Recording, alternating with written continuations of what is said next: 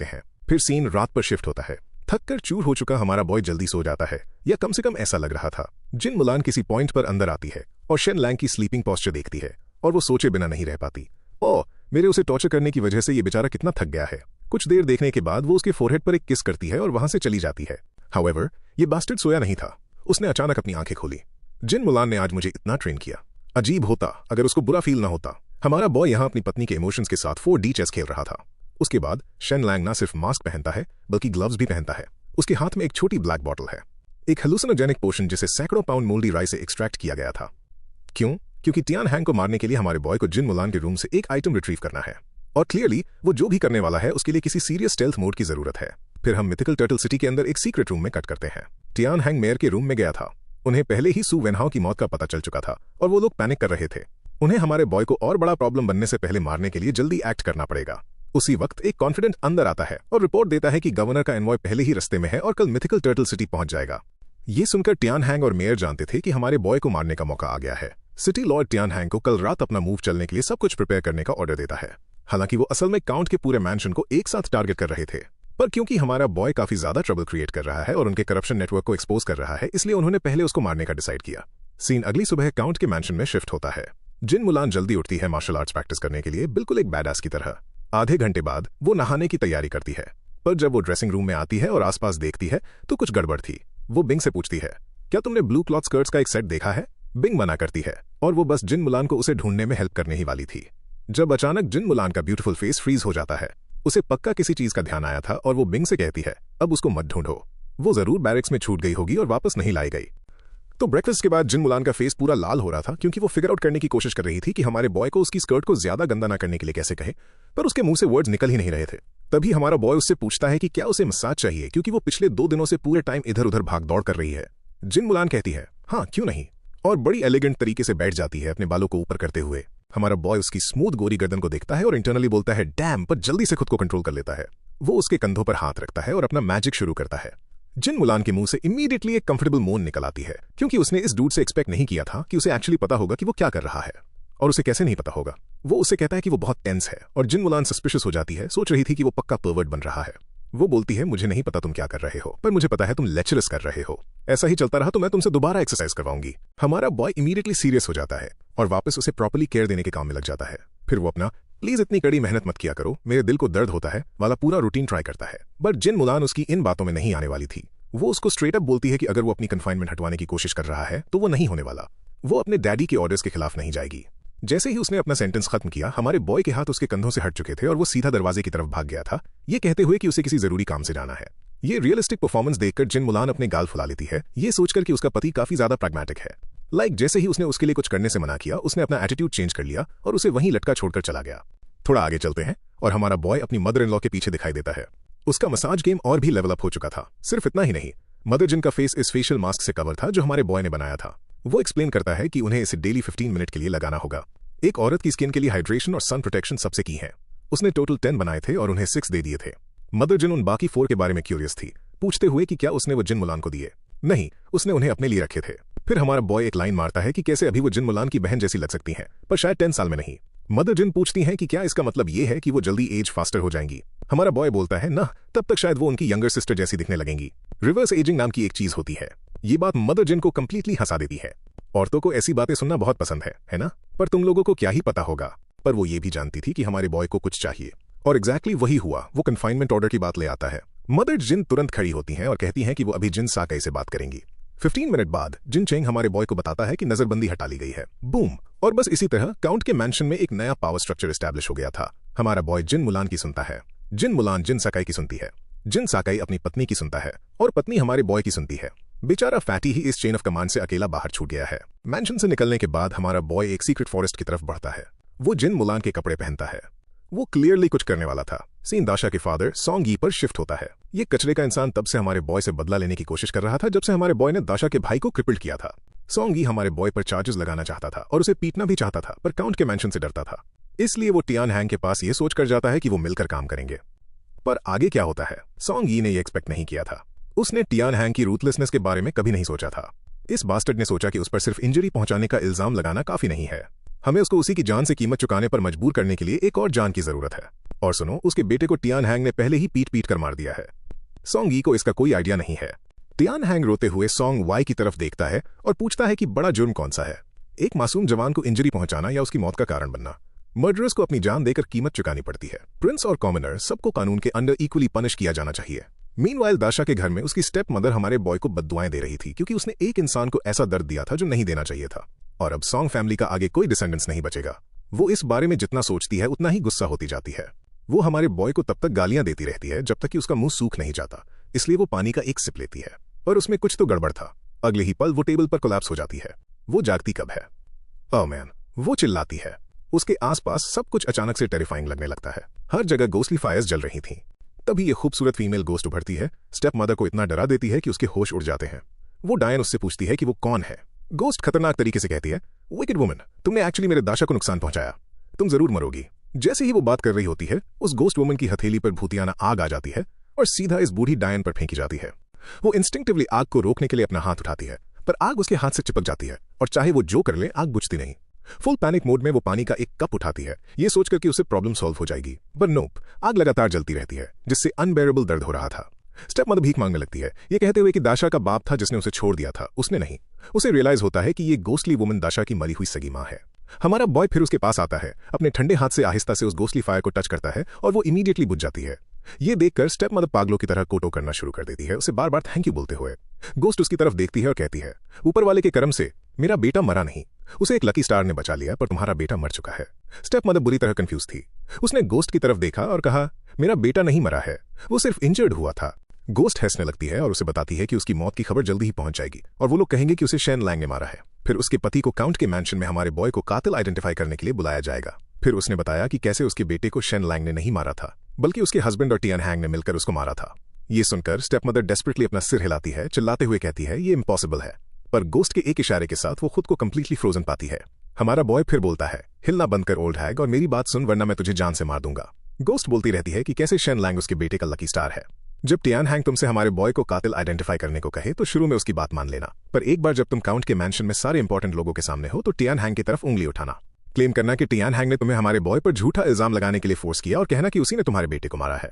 Song Y आई इनकार करना चाहती है। आखिरकार वो टियान हैंग से पंगा लेने का अफोर्ड नहीं कर सकती, पर अचानक उस औरत के आसपास भूतियाना आग उठने लगती है।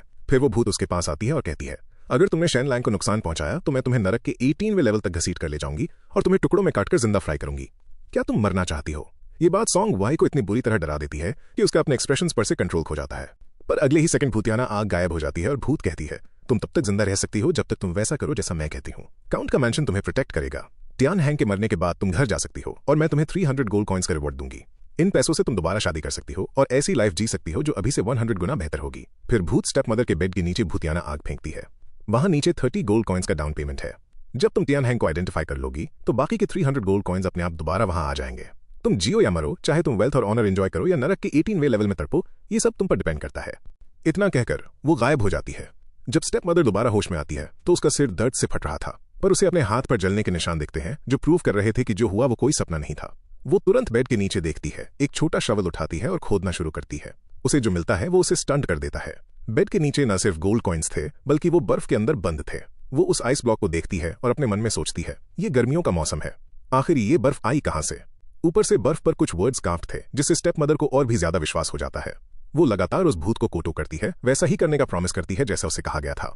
फिर वो देखती है कि बर्फ पिघल रही है जिससे वो बेहद खुश होती है, ये मानते हुए कि ये भूत का रिस्पॉन्स है। मीनवाइल एक कोने में हमारा बॉय वो ब्लू ड्रेस उतारता है। उसने दाशा की स्टेप मदर के लिए एक हेलुसिनोजेनिक पोशन बनाया था, गोस्टली फायर के लिए व्हाइट फॉस्फोरस, आइस बॉक्स के लिए सॉल्ट पीटर और उस भूत के तुम्हारे ऊपर दबाव डालने वाली फीलिंग को सिमुलेट करने के लिए एक सिल्वर नीडल का यूज किया था। फिर ये बास्टर्ड आसमान की तरफ देखता है और बोलता है, वेल, औरतों के कपड़े पहनना सच में एक यूनिक एक्सपीरियंस था, स्पेशली तब जब वो उस ड्रेस में एक एक्चुअल औरत से भी ज्यादा खूबसूरत लग रहा था। फिर वो ड्रेस को जला देता है, सबूतों को मिटा देता है। रही बात इसकी कि क्या जिन मुलान एक ड्रेस के मिसिंग होने को नोटिस करेगी, हमारा बॉय सोचता है कि प्रॉब्ली नहीं, पर अगर उसे पता चल भी गया तो वो बहाने ब्रेनस्टॉर्म करने से खुद को रोक नहीं पाता। फिर वो डिसाइड करता है, यू नो व्हाट, अगर बात वहां तक आई तो मैं बस सब कुछ डिनाई कर दूंगा। मीनवाइल ब्लैक क्लोथ्स गैंग के हेडक्वार्टर्स के अंदर एक सबऑर्डिनेट टियान हैंग को बताता है कि गवर्नर जल्दी ही आने वाला है। टियान हैंग पूछता है कि क्या प्रीफेक्ट पर्सनली उनके साथ आ रहा है। सबऑर्डिनेट हाँ में सिर हिलाता है। टियान हैंग एक्साइटेड होकर चेयर पर हाथ मारता है। सब कुछ रेडी है और ईस्ट विंड भी आ चुकी है। हमारा बॉय लगभग मरा हुआ ही समझ लो, पर वो ऐड करता है कि इस आवारा कुत्ते को कुचलना तो बस एक साइड बेनिफिट है, काउंट के मैंशन को गिराना ही मेन गोल है। फिर वो दाशा के फादर की तरफ देखता है और उसे जल्दी से अपनी पत्नी को काउंट के मैंशन में लाकर हमारे बॉय को आइडेंटिफाई करने का ऑर्डर देता है और ऐड करता है कि वो उसे मॉर्निंग क्लोथ्स पहनाना ना भूले ताकि वो और भी पिटिफुल लगे। ये देखकर कि सॉन्ग ही अभी भी हार्ट ब्रोकन है। ये बास्टर्ड बस बोलता है ये सिर्फ एक बेटा ही तो है, तुम और पैदा कर सकते हो। शेन लैंग को मारने के बाद तुम हेंशू टाउन के हेड बन जाओगे। इन शब्दों के साथ सॉन्ग ही अपने बेटे का दुख भुला देता है, खड़ा होता है और टियन हैंग को थैंक यू बोलता है। तो सीन सॉन्ग यी के घर शिफ्ट होता है और वो ओल्ड हैग बस अपने बेड पर चिल कर रही थी। जब सॉन्ग वे अंदर आता है वो पूरा सैड दिखता है और उसे बताता है कि उनका बेटा मर चुका है। दाशा की स्टेप मॉम तुरंत फूट फूट कर रोने लगती है क्योंकि उसे रियलाइज होता है कि वो क्रीपी गोस्ट लेडी जिसका नाटक हमारा बॉय कर रहा था वो एक्चुअली उससे झूठ नहीं बोल रही थी। वो पहले से ही सॉन्ग यी को डेथ स्टेयर्स देख रही थी और इस बास्टर्ड को मार डालना चाहती थी। पर दाशा का डैड रूम के माहौल को कंप्लीटली मिसरीड करता है और सोचता है कि ये सारी नफरत हमारे बॉय की तरफ टारगेटेड है। टियान हैंग के साथ अपनी स्टोरी मैच करने के बाद वो अपने बेटे का कॉफिन उठाकर काउंट के मैंशन की तरफ ले जाते हैं। मीनवाइल मिथिकल टर्टल काउंट के मैंशन में वो लोग 2 VIPs के लिए रेड कार्पेट बिछा रहे हैं। सबसे पहले आता है यान वूजी जो गवर्नर के ऑफिस का एक स्टाफ मेंबर है, और फिर आता है झांग चोंग, न्यू रिवर काउंटी का रूलर। और ये झांग चोंग बंदा एक एब्सोल्यूट लेजेंड है।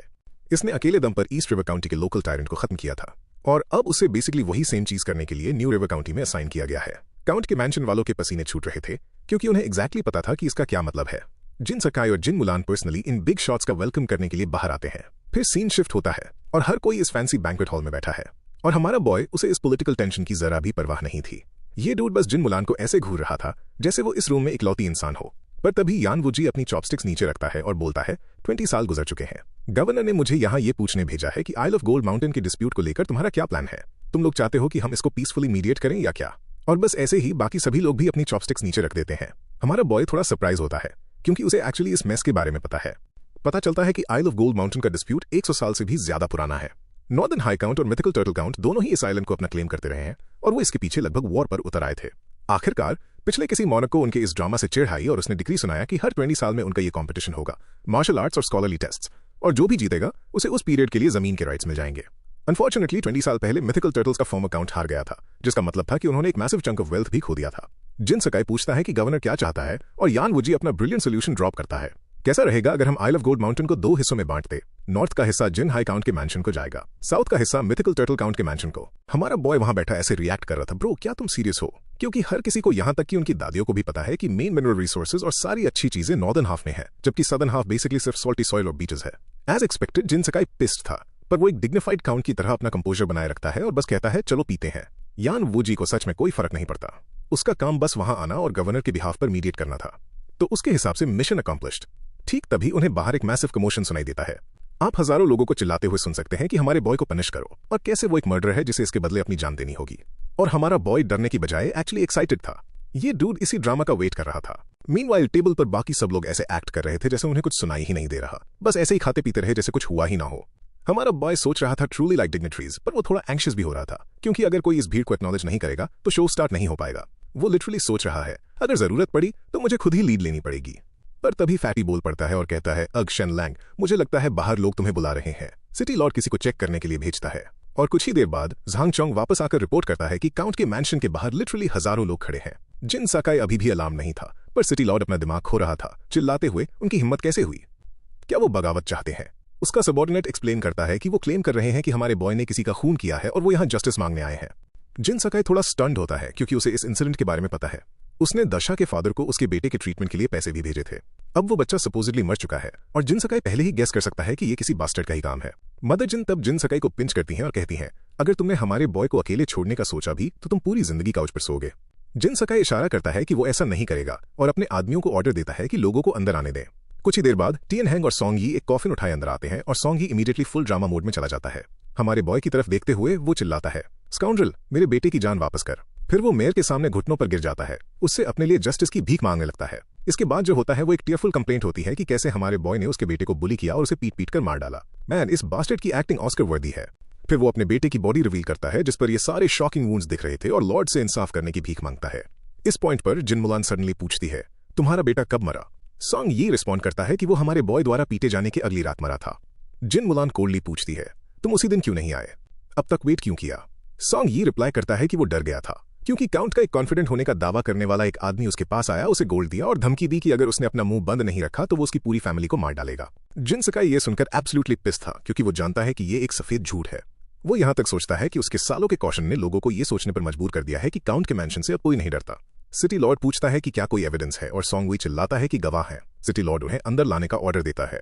ये आदमी अंदर आते हैं और सभी एक ही बात कहते हैं कि उन्होंने उस दिन हमारे बॉय को घर में एंटर करते हुए देखा था। सिटी लॉर्ड हमारे बॉय की तरफ देखता है और पूछता है कि क्या वो क्राइम कन्फेस करता है। हमारा बॉय उसकी तरफ देखता है और बोलता है, मैं सॉन्ग वी के घर में जरूर एंटर हुआ था, पर मैंने किसी पर हमला नहीं किया। मैं वहां सिल्वर डिलीवर करने गया था। दाशा मेरा अच्छा दोस्त था। मैंने मेक श्योर किया कि सॉन्ग वी उसे रोज अच्छा खाना खिलाए। जैसे ही उसने ये कहा, सॉन्ग वी ने सबको बताया कि हमारा बॉय झूठ बोल रहा है, कहते हुए हमारे बॉय ने क्लियरली मेरे बेटे को लात मार मार कर मार डाला और उसकी पत्नी इस बात की गवाही दे सकती है। तो मेयर ने उसकी पत्नी को बुलाया। सिटी लॉर्ड उससे पूछता है कि क्या वो श्योर है कि उसने जो देखा वो सच है, और स्टेप मदर हाँ में सिर हिलाती है, कहती है कि उसने खुद इसे विटनेस किया है।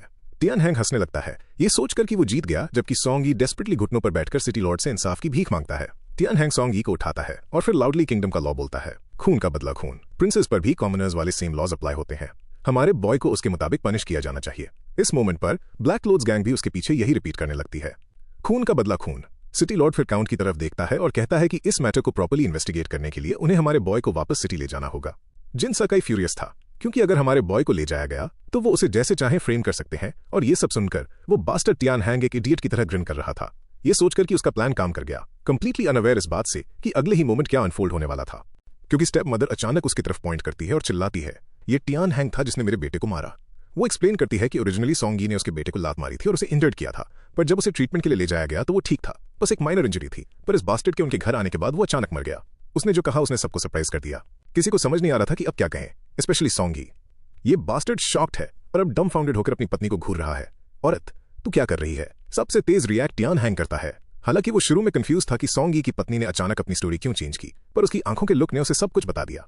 उसे रियलाइज हो जाता है कि वो डीप ट्रबल में है, पर तभी वो हमारे बॉय को स्माइल करते हुए देखता है और उसे रियलाइज होता है कि एस्केप कोई ऑप्शन नहीं है। एक बार जब शिकार पकड़ा जाता है तो कोई उसे छोड़ता नहीं। टियान हैंग हंसता है और इसे टालने की कोशिश करता है, उस ओल्ड हैक से पूछते हुए कि क्या वो दुख के मारे ऐसी नॉनसेंस कर रही है। फिर वो सॉन्ग यी की तरफ उस फेस के साथ देखता है जो कह रहा हो, हे बास्टर्ड, अपनी औरत को कंट्रोल कर। पर ना, स्टेप मदर सुनने वाली नहीं थी। वो एक बार फिर चिल्लाना शुरू कर देती है कि कैसे वही थे जिन्होंने उसके बेटे को मारा। वो एक्सप्लेन करती है कि हमारा बॉय उनके घर सिल्वर डिलीवर करने आया था, क्योंकि उसे इस बात की फिक्र थी कि दाशा को पेट भर खाना नहीं मिल रहा। और सॉन्ग यी ने तुरंत उसे चुप कराने की कोशिश की, पूछते हुए कि उस पर कौन सा पागलपन सवार हो गया है और क्या हमारे बॉय ने उसे धमकाया है या उसको कुछ बेनिफिट्स ऑफर किए हैं। इस पॉइंट पर मेयर लू को रियलाइज हो गया कि अगर उसने अपनी स्टोरी कंटिन्यू रखी तो उनके प्लान्स कंप्लीटली डूम्ड हो जाएंगे। तो वो स्टेप मदर को फॉल्स टेस्टिमोनी ना देने की वार्निंग देता है और उसे अपने अंजाम केयरफुली सोचने को कहता है। ये बास्टर्ड अपने प्लान को कंप्लीटली कोलैप्स होते देख रहा था और डिसाइड करता है कि अब जो होगा देखा जाएगा। स्टेप मदर पर झूठ बोलने का एक्यूजेशन लगाते हुए और पूछते हुए कि क्या शेन लैंग ने उसे पैसे खिलाए हैं या कुछ और। पर तभी स्टेप मदर अपना होंठ चबाती है और सबसे न्यूक्लियर बॉम्बशेल ड्रॉप करती है। मेरा बेटा प्यूबर्टी की उम्र में आ रहा था और औरतों के बारे में क्यूरियस हो रहा था, तो उसने नहाते वक्त मुझ पर चुपके से नजर रखने की कोशिश की। मैंने उसे पकड़ लिया और उसकी अच्छी खासी धुलाई की। इस कन्फेशन ने सबको हिलाकर रख दिया। टियान हैंग अपना मुंह खोले वहां खड़ा था। सॉन्ग यी एज हेल कंफ्यूज था और जिन मुलान सेकंड हैंड एम्बैरेसमेंट से मरे जा रही थी, जैसे किसी ने अभी अभी उसके पेरेंट्स को उसकी ब्राउजर हिस्ट्री बता दी हो। अब टियान हैंग सच में डेस्परेट हो चुका है, इसलिए वो थोड़ा नाटक करते हुए सिटी लॉर्ड को सॉफ्टली कहता है, हे, अगर कोई तुम्हें धमका रहा है तो बस बोल दो, गवर्नर का एनवॉय यही है, वो तुम्हारी हिफाजत करेंगे। पर इस डम्बास को रियलाइज नहीं होता कि सिटी लॉर्ड और झांग जी इंटरनली उसकी इस स्टूपिडिटी पर चिल्ला रहे थे। लाइक ब्रो, ये लोग हाई रैंकिंग ऑफिशियल्स हैं, तुम रैंडम लोगों को बुली करने के लिए ऐसे ही उनके नाम नहीं उछाल सकते। और दोस्तों, इस इडियट का प्लान बैकफायर कर गया, क्योंकि इससे हुआ ये कि स्टेप मदर डर के मारे लिटरली रेंगते हुए उनके पास आई, इंसाफ की भीख मांगते हुए। झांग चोंग अपना हाथ हिलाता है, स्टेप मदर को उठाता है और उसे फ्रीडम के साथ जो भी हुआ वो बोलने को कहता है। और देखो, चाहे वो उसकी बात पर विश्वास करे या ना करे, इससे कोई फर्क नहीं पड़ता, उसे क्राउड के सामने अच्छा दिखना है, तभी वो रोते हुए टूट पड़ती है और सब कुछ उगल देती है। कैसे टियान हैंग ने उसके बेटे को मारा, कैसे उसके पति ने उसे शेन लैंग को इस मर्डर के लिए फ्रेम करने के लिए फोर्स किया, और कैसे उसे पेमेंट के रूप में कोल्ड वाटर टाउन के हेड होंचो की पोजीशन प्रॉमिस की गई थी। ये सुनकर टियान हैंग का फेस डार्क पड़ जाता है, क्योंकि सबसे बुरे किस्म का झूठ वही होता है जिसमें सच्चाई मिली हो। उस शिट को डिस्प्रूव करना नामुमकिन होता है, और अभी ये औरत इस टैक्टिक को वेपनाइज कर रही थी। तो कोई ऑप्शन ना बचे होने पर वो अपने घुटनों पर गिर जाता है और जोर जोर से रोने लगता है कि कैसे ये सब शेन लैंग की एक साजिश है। मीनवाइल शेन लैंग बस अपने हाथ फैलाए वहां खड़ा था, लाइक ब्रो, मैंने पूरी शाम एक शब्द भी नहीं बोला, तो आखिर ये सब मेरे ऊपर क्यों आ रहा है। ये देखकर कि सिचुएशन कंट्रोल से बाहर हो गई थी, झांग चोंग ने सिटी लॉर्ड को उन्हें अरेस्ट करने का ऑर्डर दिया और बूम, अगले ही सेकंड टियान हैंग और सॉन्ग यी दोनों को बांधा जा रहा था। ये सारा ड्रामा अनफोल्ड होते देख हमारा बॉय अपने मन में सोच रहा था, डैम, ये बंदा गुड है, सरफेस से झांग चोंग सिटी लॉर्ड को अरेस्ट करने का ऑर्डर दे रहा है, पर वो असल में डैमेज कंट्रोल कर रहा है और सिचुएशन का कंट्रोल वापस ले रहा है। क्योंकि अगर शेन लैंग को पर्सनली टियान हैंग के साथ डील करना पड़ता तो जिन फैमिली के लिए चीजें एज हेल मैसी हो जाती। रही बात स्टेप मदर की, जिसे भी घसीट कर ले जाया जाने वाला था, वो टेरिफाइड थी। उसने अभी अभी उन्हें बिट्रे किया था। अगर वो लोग उसे ले गए तो वो 100% डेड है। पर यहाँ मदर जिन क्लच एंट्री लेती हैं। उन्हें शेन लैंग के कुछ कहने की जरूरत ही नहीं थी। वो स्टेप मदर के पास जाती हैं, उसके आंसू पोंछती हैं और ये कहते हुए कि वो भी एक माँ है और उसका दर्द समझती हैं, सॉन्ग वी की पत्नी को काउंट के मैंशन में रखने का डिसाइड करती हैं। झांग चोंग ये देखता है और मदर जिन के इस मूव के साथ अग्री करते हुए हल्का सा नॉड करता है। झांग चोंग फिर वहां से बाउंस करने के लिए रेडी होता है, सिटी लॉर्ड को थरली इन्वेस्टिगेट करने और सबको आंसर्स देने का ऑर्डर देता है। पर निकलने से पहले वो शेन लैंग की तारीफ करना नहीं भूलता। लॉर्ड काउंट, आपका सन इन लॉ सच में समथिंग स्पेशल है। शेन लैंग बस हल्के से बो करता है, हम्बल प्ले करते हुए। इसके बाद फादर जिन पर्सनली यान वुजी और झांग चोंग को बाहर तक ड्रॉप करने जाते हैं और सॉन्ग यी और टियान हैंग उनके पीछे थे। और bro, Tian Hang Shen Lang को ऐसे घूर रहा था जैसे वो स्ट्रेट अप उसको मर्डर करना चाहता हो। शेन लैंग, जो कि एक एब्सोल्यूट ट्रोल है, डरने का नाटक करता है और बोलता है, यो तुम मुझे इस क्रीपी एस स्टेयर से क्यों घूर रहे हो। टियान हैंग इतना पिस था कि वो हंसने लगता है और कहता है, शेन लैंग क्या तुम खुद से प्लीज्ड हो। शेन लैंग अपने हाथ फैलाता है, बिल्कुल नहीं, तुम अभी तक मरे नहीं हो। इसमें खुश होने वाली क्या बात है। ये सुनकर टियान हैंग और जोर से हंसने लगता है। सपने देखते रहो, मुझे कौन मारने वाला है। जेल में फेंके जाना बस एक शो है, मैं 3 दिन में बाहर आ जाऊंगा। और क्योंकि टियान हैंग थोड़ा ज्यादा ही हाइप्ड हो रहा था और उन्हें शेन लैंग की सेफ्टी की फिक्र थी, काउंट के मैंशन के गार्ड्स ने उसे दबोच लिया। पर नीचे दबे होने के बावजूद टियान हैंग अभी भी शेन लैंग को वो स्मगल दे रहा था, जिसका मतलब था, एक बार मैं बाहर आ गया तो मैं तुम्हें खत्म करने के लिए बुक की हर डर्टी ट्रिक यूज करूंगा। शेन लैंग टियान हैंग की तरफ इस लुक के साथ देखता है, फिर एक आइस कोल्ड स्माइल देता है और कहता है, टियान हैंग तुम मरने वाले हो। टियान हैंग ऑफ गार्ड पकड़ा जाता है और दोबारा हंसने लगता है। तुम पक्का सपने देख रहे होगे। यहां तक कि लिन वू यान और बाकी लोग शेन लैंग को ऐसे देख रहे थे जैसे उसने अभी कोई सबसे डम्बेस्ट चीज कह दी हो। टियान हैंग मरने वाला है, या राइट, क्या जोक है। जैसे ही वो काउंट के मैंशन से बाहर निकलते हैं, वो एक्ट जल्दी से ड्रॉप हो जाता है और टियान हैंग को खोल दिया जाता है। सिटी लॉर्ड इमीडिएटली झांग चोंग से पूछता है, तो सर हमें इस केस को कैसे जज करना चाहिए। पर झांग चोंग कोई रिस्पॉन्ड नहीं करता, वो बस चलता रहता है। सिटी लॉर्ड दोबारा पूछता है और झांग चोंग फाइनली रुकता है और बोलता है, टियान हैंग आज रात यहां आया ही क्यों था। टियान हैंग अपनी गलती मानने के लिए घुटनों पर बैठ जाता है। मेरे और शेन लैंग के बीच बैड ब्लड है, मुझे आज रात नहीं आना चाहिए था, पर मैं खुद को रोक नहीं पाया। मैं उसका डाउनफॉल अपनी आंखों से देखना चाहता था। फिर यह एंटाइटल्ड प्रिक सिटी लॉर्ड की तरफ मुड़ता है, ये उम्मीद करते हुए कि झांग चोंग उसे जजमेंट के लिए सिटी लॉर्ड के मैंशन ले जाएगा। यान वूजी, जो इस बकवास से एब्सोल्युटली डन था, बिना एक शब्द कहे अपनी कैरेज में बैठ जाता है। झांग चोंग टियान हैंग की तरफ मुड़ता है और पूछता है, क्या तुम्हें सच में लगता है कि तुम इस सिचुएशन को फ्लिप कर सकते हो। दूसरे लोग 3 स्टेप्स आगे की प्लानिंग करते हैं, जबकि तुम सिर्फ उसी बारे में सोचने में अटके हुए हो जो तुम्हारे ठीक सामने है। क्या तुम्हें लगता है कि शेन लैंग आज रात सिर्फ जीतना चाहता था? ना, वो तुम्हें डेड देखना चाहता है। टियान हैंग कंफ्यूज हो जाता है, अगर स्टेप मदर ने मुझे धोखा दिया भी, तब भी मैं आसानी से इससे बाहर निकल सकता हूं। पर झांग चोंग उसकी बात काट देता है, जाओ टियान शिसान को मार दो, होपफुली तुम्हारे पास अभी भी टाइम बचा हो। और इसी मोमेंट पर इस इडियट को रियलाइज हुआ कि उसकी एब्सोल्युटली कितनी बुरी तरह लग चुकी है, क्योंकि टियान शिसान टियान हैंग का सबसे ट्रस्टेड राइट हैंड मैन है। ऐसा कौन सा सीक्रेट हो सकता है जो टियान हैंग का हो और टियान शिसान को ना पता हो। टियान हैंग का फेस इंस्टेंटली चेंज हो जाता है जैसे ही वो चिल्लाता है, क्विक, किसी को भेजो टियान शिसान को मारने के लिए। अब हमारे बॉय पर कट करते हैं और वो पहले से ही अपना नेक्स्ट मूव प्लॉट कर रहा है। उसे डैम वेल पता है कि वो बास्टर्ड्स कुछ ना कुछ जरूर करेंगे, इसलिए उसे एक काउंटर प्लान चाहिए और उसका प्लान है जिन मुलान। तो हमारा बॉय उससे पूछता है, यो क्या तुम सच में फाइटिंग में अच्छी हो। जिन मुलान हाँ में सिर हिलाती है और शेन लैंग बोलता है, पर कितनी अच्छी। क्या तुम लिन वू यान, झांग चोंग और टियान हैंग द्वारा भेजे गए असैसिन्स की 3 वेव्स को हैंडल कर सकती हो। और दोस्तों, इस लड़की को हम्बल होने का मतलब ही नहीं पता। वो तुरंत बोलती है, piece of cake. Shen Lang थोड़ा स्केप्टिकल था, लाइक ब्रो ये बहुत ज्यादा कॉन्फिडेंस है, पर उस पर सेकंड गेस करने का टाइम नहीं था। तो वो इमीडिएटली जिन मुलान को कुछ लोगों को साथ लेने और टियान शिसान को रेस्क्यू करने के लिए उसके घर जाने को कहता है। जिन मुलान एक सिंगल सेकंड वेस्ट नहीं करती, अपने बाल बांधती है और डैम, इस आर्टिस्ट को अपने कैमरा एंगल्स बहुत अच्छे से पता है। Great work dude. वो अपने क्रू को घोड़े रेडी करने का ऑर्डर देती है और जैसे ही वो बाउंस करने वाले होते हैं, शेन लैंग भागते हुए आता है और कहता है कि वो भी साथ आना चाहता है।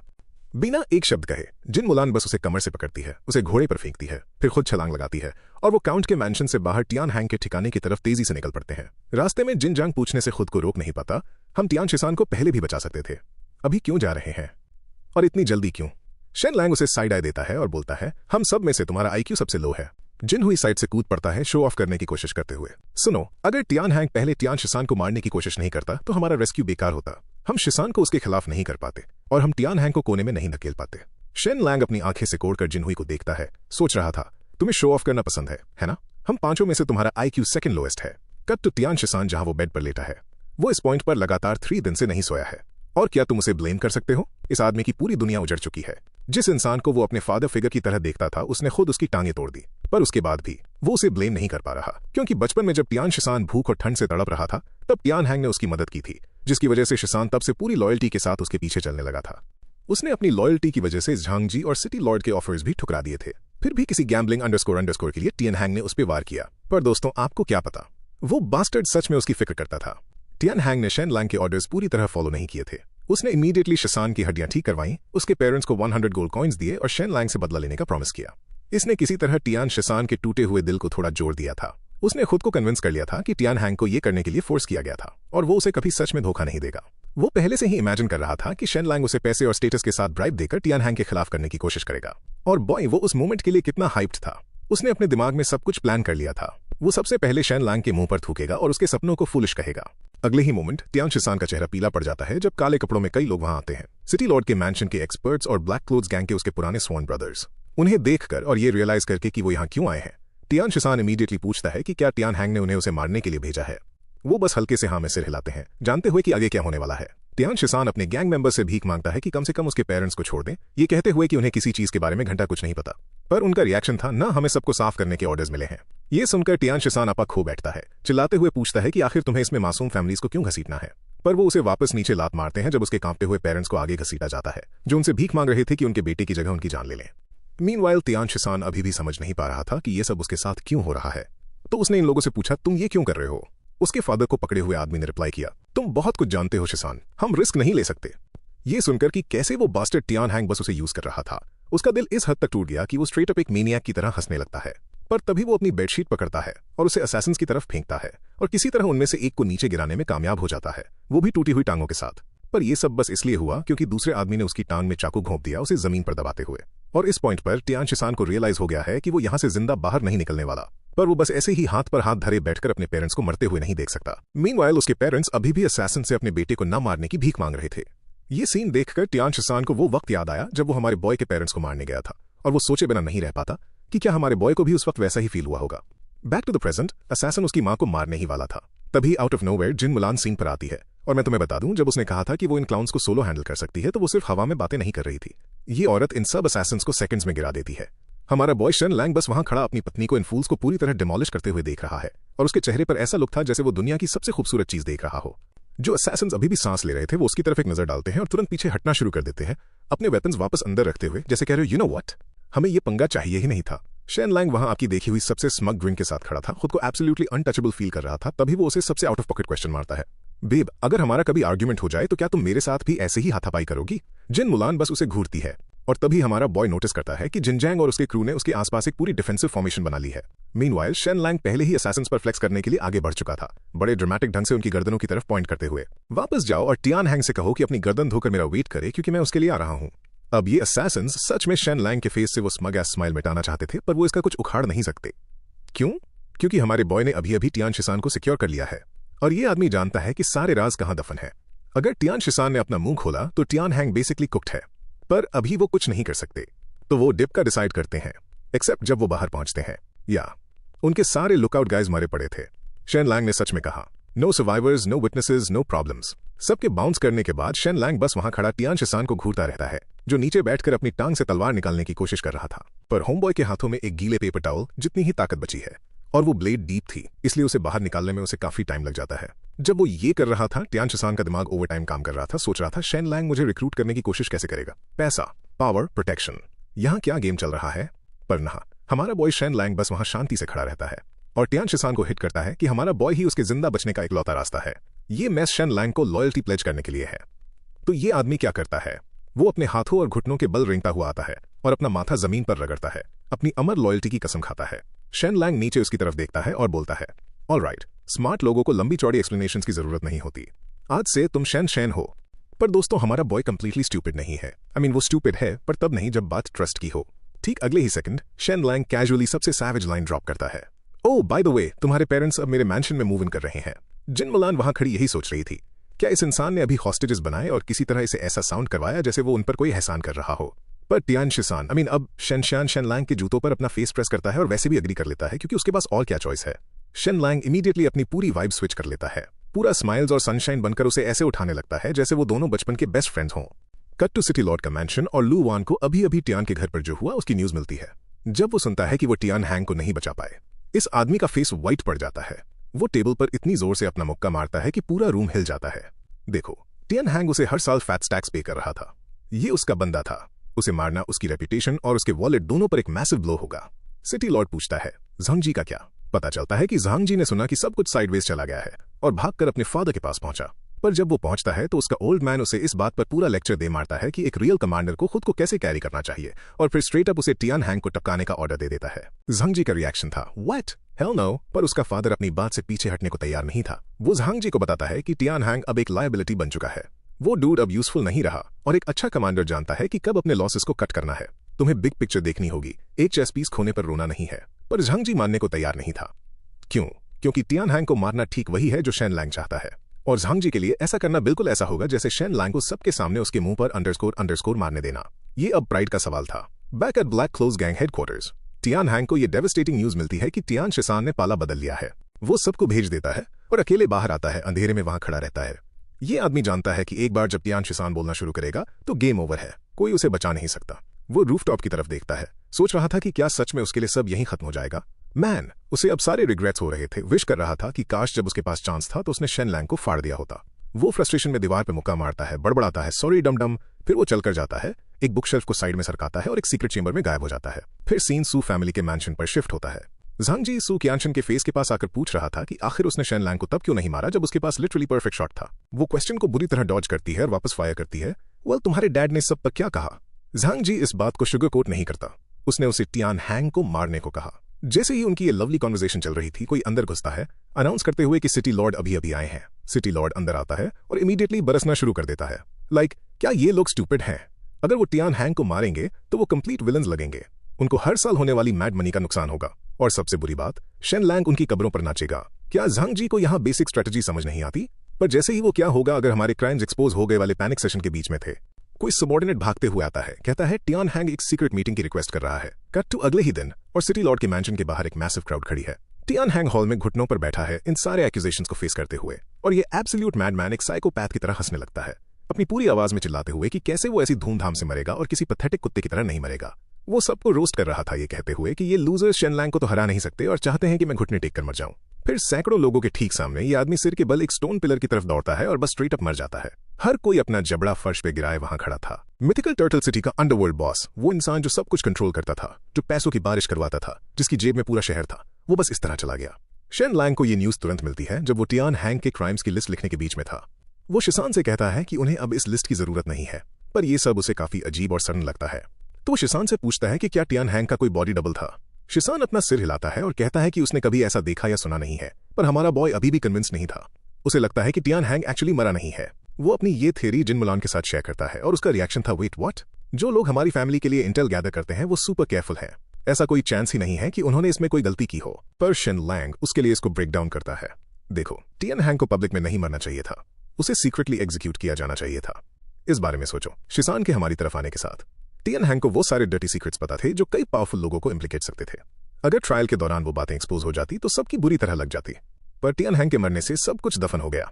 इसी वजह से ये जीरो सेंस बनाती है कि उसका एग्जीक्यूशन पब्लिक क्यों हुआ। जिन मुलान के दिमाग की बत्ती जलने लगती है क्योंकि उसे रियलाइज होता है कि सिटी लॉर्ड के मैंशन के पास प्रिजनर्स को एग्जीक्यूट करने का राइट तो है, पर इसको गवर्नर के मैंशन से वेरीफाई करवाना पड़ता है, और इस बैक एंड फोर्थ के प्रोसेस में कम से कम 2 हफ्ते लगते हैं।